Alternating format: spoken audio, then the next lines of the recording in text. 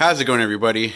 I recently got this tape deck for free along with a couple cassettes, and I wanted to give kind of like a retrospective of how I think cassettes sound compared to a record player or even CDs nowadays.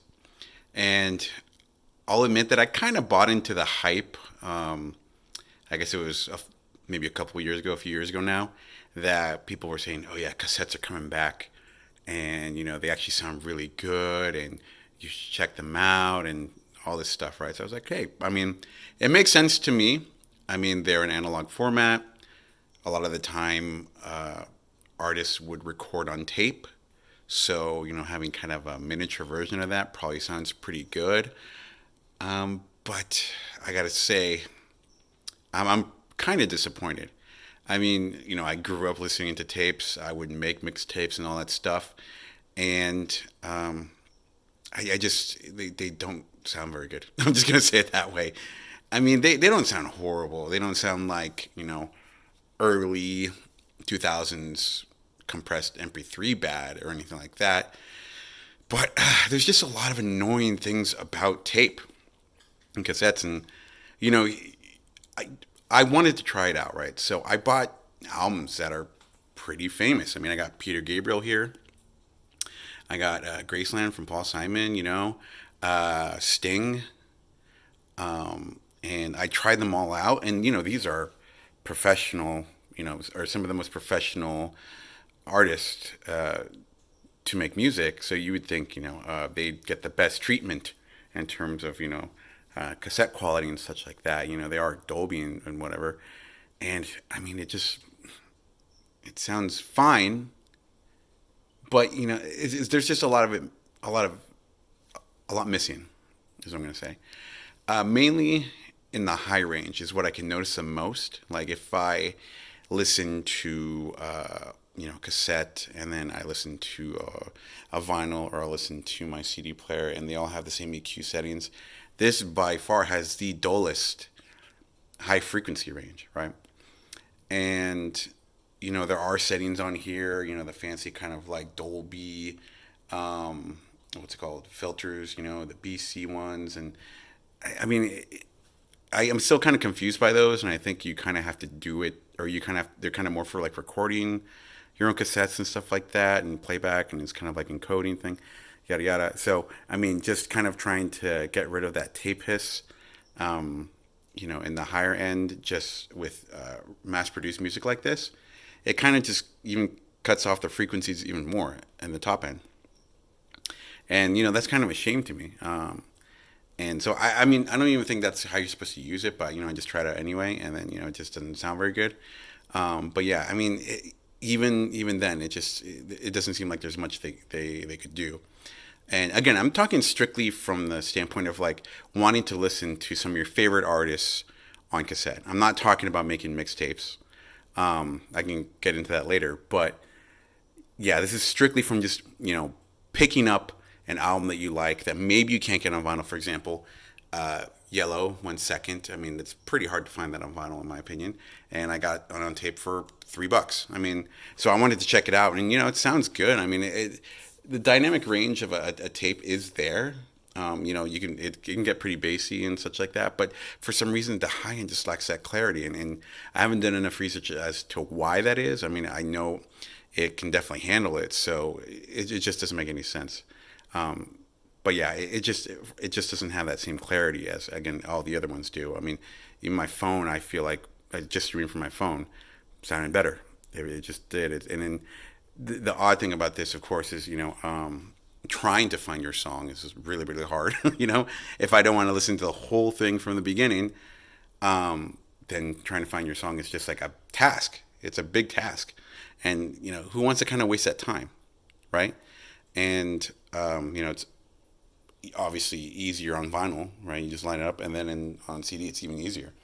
So I don't know, just from that perspective, it's annoying. And also, if you ever want to kind of fix this thing, right? I mean, this is kind of technology that hasn't really been supported for the last like 30 plus years, right? It's it's going to be hard. Like for example, on Sting, Nothing Like the Sun, I was listening to Englishman in New York, and for some reason, only the soprano sax sounded bad, like on the high end, like garbled, like kind of warbly, and I'm like, what the hell, right? I don't know how to fix that, and I don't know what causes that. And am I gonna do my research and seeing if I can clean the tape deck on this thing, and trying to see if I can maybe fix it on the tape? I have no clue, right? So I mean, it's just not that easy. I mean, at least with a vinyl, if you hear like a click or a pop, hopefully it's just dirty and you can clean that. With a CD, I mean, it gets scratched, and I mean, I guess you're kind of done with that CD. I mean, there are they tried to sell repair kits or whatever, but yeah, it's just I wouldn't even know where to start with that one. It's just bizarre that it would be that one instrument that sounded weird, and I don't know if it was a printing thing, like all of them sound like that, but it was very weird, very weird. But yeah, that's one thing, right? So I'll tell you this much: don't believe the hype on cassettes in terms of getting mass-produced music and listening to it that way. I don't think it's really worth it. I mean, if you can get these for like 10 cents or for free, fine. Um, but I'm seeing people like spend like $200-300, excuse me, $200-300 on a cassette deck, and then they're spending $15, $20 on cassettes. I'm just like, come on, man. It doesn't really make sense to me. And another thing, excuse me, just jumping into the mixtape thing. I mean, that's a cool thing. I can't handle that too much. I just don't really see the point. Again, we're in 2021, right? And with digital music becoming better and better, and easier to get. I mean, how easy is it to listen to any song now? Almost effortless, right? So you're going to talk about making a mixtape for somebody, right? You're going to talk about, oh, I want the highest quality mixtape I can get. So I'm going to get this metal tape cassette, and I'm going to spend what, like $30, maybe more, getting it, a few of them on eBay.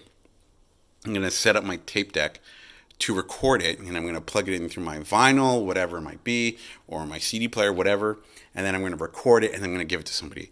What are the chances they're going to actually listen to that thing? Are there any chances at all? Like, again, it's so easy to recommend music nowadays, and you can link somebody a song and be like, hey, check out this song, and they won't do it. They can't click on something, right?